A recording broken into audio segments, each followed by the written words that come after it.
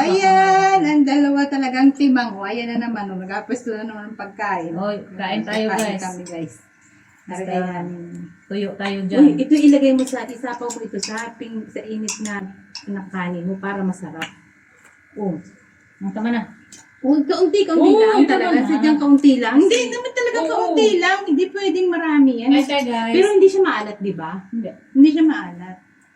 Uy, ang sarap ng aming ulam, be. Guys, oh. Aba, ayun. Aba, Galing saan pa ka ito pa? ng Pilipinas. Yan ay ano. Made in the Philippines yan. Ano pa yan? Anong tawag? Native. Native pa yan. Oh, Native ito po, ang no? original namin. Oh, saan kayo nakakita nito? Dito lang yan. Lutong nilya yan. Di ba tipid-tipid? Ayun. Tuwing linggo. Kaya gula na tayong kanin. Yun ang asaing mo, yung may ano, yung may pula. Dagdagan ko na lang. Oo, dadagdagan mo pag may ano. Ang pula. Ang sarap guys. Mamamig na yung manok. O paano, inuna mo ipag-isip nung ano. Hindi na, gana. Alam. Nung condenser. Nagana. Kailangan volume, ipo-full volume mo yung mic at saka ano. Ganon. Oo, todo saksak. Bunot saksak ang ginawa ko. Try mo ngayon, niwawa ka ng mga... Ako nga, hindi na gana. Hintay ko na mag-headphone, ayaw din. Balik ko na naman ulit. Ano pa yung problema nito? Sabi ko na bagsak ko. Masilan yung mic na ganyan eh. Oo. Hindi mo pwede bagsak-bagsak yan. Yan. Marami pa akong tuyo doon pag mayroon tayo ano. Ayan yung binigay mo, pakaluto ko pa nga lang. Kaya nga, pag wala na, magluto ulit tayo. Marami pa din akong gusto. Kain tayo guys. Tuloy kami ng kain dito Ang sarap ng aming kain, maulan-ulan pa. Aba. Buti pa to kompleto. Well, sila balikan na. Kasi doon ka sa restaurant. Dito may suka na may sili, may tuyo. May karne pa. May kape pa. May kape pa.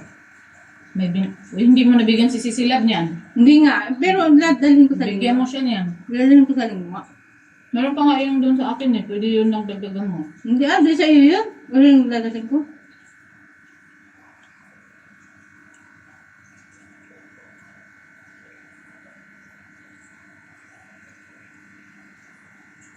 Ito ang pampagana sa kain eh. Kaya nga, alam mo talaga pag itong ulang ko at kaharap ko ganitong Naku. panay ang ganyan ko talagang kaunti pa. Kasi meron pang mali, kaunti pa sa apingan ko. May konti pa Ilalagyan ko ng kanin pa. Hanggang sa nakikita ko yung aking kanin. Nagkakalhati na. Tapos yung paghapunan na, wala na talaga. Dalawang kainan ko, dalawang gatang na yung binigay kong bigas. Yun ay mahilab. Maalsa yun, di ba? Kaya kong ubusin eh. Ngayon, nagbawas na ako, be. Isa't kalahati na lang sinasain ko ngayon. Ano na lang yun? Hapunan at, ang tawag ko? Tanghalian hapunan.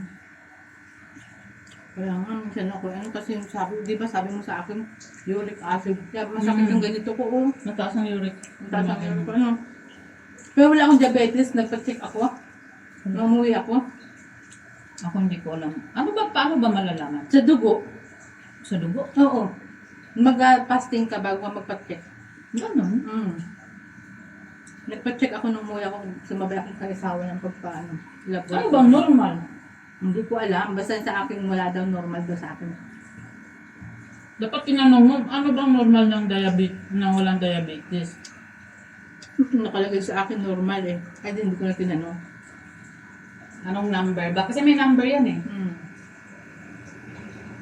Alis ka? Ang bata. Kaya hygiene yan, Wala nang ginawa. Kundi, alam mo, kung sipag ng maghalaman. Ang ganda nung kanyang Wala kasing trabaho. Walang trabaho. Inahiya naman daw siya na wala na nga siyang trabaho. Laki-laki na rin sa ako. Wala na kasing aso. Nakama siya dyan. Maswerte na siya dyan. Swerte nga. Hayang siya. Kain guys. Ano ba yung pang-premiere? Ay, oo, sa Kasi gulay. yung ano- Sa gulay talaga ako yung ano ko sa gulay. Malakas ako sa gulay. Pero pag manok-manok at karne-karne, ay, wala lang ako yan. mas masarap yung gulay eh. Ay, parang andoks din naman yung ating manok eh. Andoks. Ang mahal na ba ngayon ng andoks sa atin? Well, alam mo dati, paborito ko yun. Paglabas ko galing trabaho, lalo pag bagong sahod. Nabil ka. Kasi sinabi ko na, anong gusto niyang ulam? Andoks na. Pabili ako, mura pa yun noon. Uy. Mura pa. Ano, 90. 90 90. pala. 90. Tapos naging 120. Naging 160. O, 90, naabutan ko pa yun. Ay, ngayon, 290 na. Alright. Ah. Ang laki naman itinubo. Oo. Wala mo ba? Natuwan-tuwa ang mga anak ko dati. Bagong sahod. Anong ulam niyo mamaya? Hintayin niyo ako. Sarap lang talaga pagkasama-sama na kain sa pamilya. Ano? Kahit ulam niyo ganyan lang, basta Oo. sama-sama kayo kumain. Naranasan ko nung sa pag-uwi ko, talaga sabi ko, tayo ay sama-samang kami. Masarap talaga ng pakiramdam, sabi ko. Tapos yung parang nag-aagawan pa kayo ng pagkain sa lamesa, ngayon kaya masarap. Nandun yung aming rice cooker. Kaya nga. Diyos ko.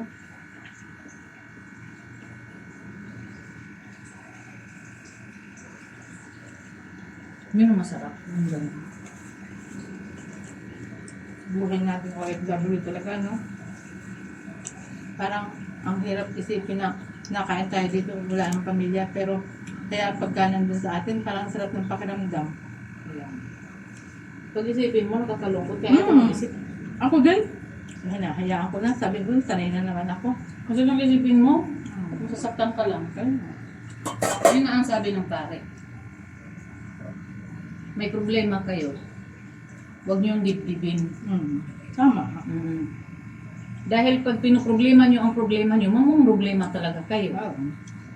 Yun ang sabi niya. Kaya pag may problema kayo, idaan niyo sa dasal, ganito ganyan, bigyan ka ng lakas ng Diyos. Ganyan lagi ang sinasabi. Sabi ko, tama nga naman. Kaya nga, masusubukan mo naman eh. Try Oo. mo. Ganun nga. Ang mga Kasi kung isipin mo talaga ng isipin, katulad na nandito ka, malayo ka, isipin mo ng isipin, malulungkot ka eh.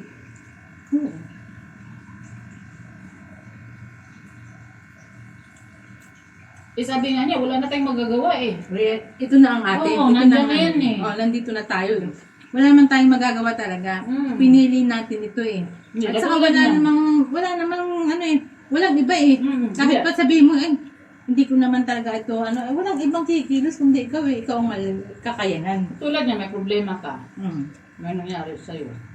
Nandiyan na yan eh, nangyari na. Wala ka na magagawa. Ang gagawin mo na lang is move on. Ganun ang sabi ng pare. Pag move on ka, tanggapin mo ang katotohanan na maluwag sa puso mo. Huwag mong isipin, asahan mo, wala kang mararamdamang ano. Huwag isipin mo, andito na to eh. Tanggapin na lang natin. Yun na nga. Yun ang Diba? talagang the best doon. Kaysa mag-isip ka ng Oo, correct. Walang mangyayari, walang kakatulong sa iyo. Wala ka naman magagawa. Wala magagawa.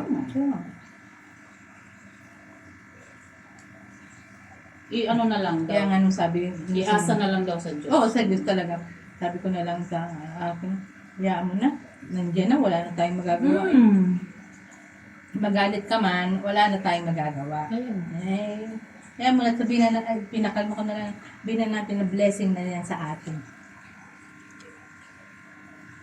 Ang sabi nga doon, kasi pag inisip mo na inisip yan, ikaw mahihirapan. Wala na, hindi na makapasok. Wala na. Tapos na. Tapos na kami guys. At talaga naman hindi namin pinatulan ng kanin. Agay, hindi man inubos ni Unaira to. Tama na, ayaw ko na. Dagdag pa akong konti guys, may ulam pa eh. May ulam pa sa plato eh. Sabi niya, busog na ako be. Busog na ako be. Abi, tatagay pa pala ng kaunti pa. Sabi nga ni, Hihirit pa. Dr. Alvin, ayoko na. Ay, may ulam pa konti. Dagdag pa akong kanin. Talaga, totoo yan. Tapos, Totoo. ay, may kanin pa ngaywan. Dagdag ako ulam. Totoo yan, Diba? Nararanasan ko yan, be. Nararanasan ko lalo kapag ang ulam ko ay mga gulay tapos medyo may ganitong kasambog na tuyo. Hindi hiwalay. Ano? Ay, may kaunti pang dagdag pa ako. Kaya Ay, nga. may kaunti pang kanin. Yan daw ang sakit ng mga Pinoy. Totoo, nararanasan ko yan. Kaya napaparami talaga ang kain ko. Kaya mga nagpo-comments, tawa ng tawa kasi totoo din naman. Totoo talaga. Ay, ayoko na. Pero may ulam pa sa plato ko, ay dagdag ako ng kanin. Ngayon, napasobra si kanin. Ay, may kanin pa, dagdag ako ulam. Talagang totoo yun. Hindi ako, talagang iniranas na ranas ko. Kaya sabi ko, balo na. Ang dami na. Sabi ko, minsan kinakausap ko, uy, ang dami na. Minsan ang aking nakakain eh. Minsan sakit na ng tiyan mo, no? Sa kabusog. Pero hindi pala maganda yan. Kape tayo, guys. Kape naman. Hindi pala. Oy, guys, nakita niyo yung tiyan ko na bundat. Sa Maria Jose. Ay, umirit pa eh. Sabi niya, busog na raw siya. Umirit pa. Eh, may ulam pa, guys. Sa plato. O, kape. Ako na yung Pero baso na mo. nakakatakot. Magkape naman tayo. Kunti lang, kunti lang. Para hindi naman tayo, ano eh. Hati Hindi tayo. lang, busog na ako. Hati tayo. Oo, dahil dami eh. Yung manok, wala man lang bawas. Sus Maria Jose. Oy, may pambukas pa. Ano ka ba? Pakatakutan mo kung hindi nakain. May bukas pa, di ba guys? Kunting tipid. Tipid na naman. Tipid na naman. Eh, siyempre, tanghalian, hapunan, may bukas pa yan. Baka bukas ang gabi pa rin, abot pa rin ang bukas ng gabi. Grabe yan ha. Grabing KFC yan.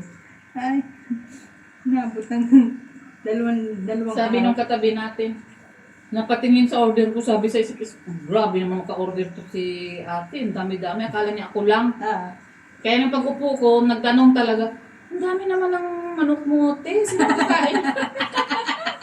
Sabi ko, may kasama ako. Ay, akala ko ikaw lang. hindi siya napakali. Tingin ng tingin sila sa basket ng manok. Akala niya ako lang kakain. Isang hiwa nga lang, hindi maubos. Kaya nga. Sarap kumain guys, lalo kapag kakwento-kwento. Oh, yan. Kwento sabay tawa. May tawa. Yun ang buhay, reality namin dito. Ay. Kaya lang, pag umalis isang are, hindi na ako, wala na akong kasabay magkain hapunan din eh. Oh, po? Magtipid-tipid ka. So guys, may ulam pang kaunti si Lilian natira sa plato. Pinag-iisipan kung ano pa hihirit pa ng kanin. Ayun na. Ayaw na daw niya. Pakpakin ko na lang tong ulam. Ay, ginawa ko po. Buhay Pinoy. Pero- Ayan ang aming ulam. Oh, natira pa. Ay, ang dami-dami pa ng ulam namin. May kanin pa rin kaming kaunti. Oh, ilan ba sinaing mo? 3 ba yan? Ay, dalawa lang yung ano, tapos may luma akong kagabing kanin. Tingnan mo. May kaunti pa raw. Tagay pa. Isa pa. Uy ko na. Yan, Jesus, nakasi po. Hindi na, imagine ko lang. Alam mo, minsan pag kumakain ako, tapos, Ayan. Bye. May tira pa kami. Bye-bye. Buhay OFW. Buhay talaga ng OFW. Sige na. Bukas naman ay kuskusan na naman. Buti ka ay day off. Ay, Bye. mo yung ano ha.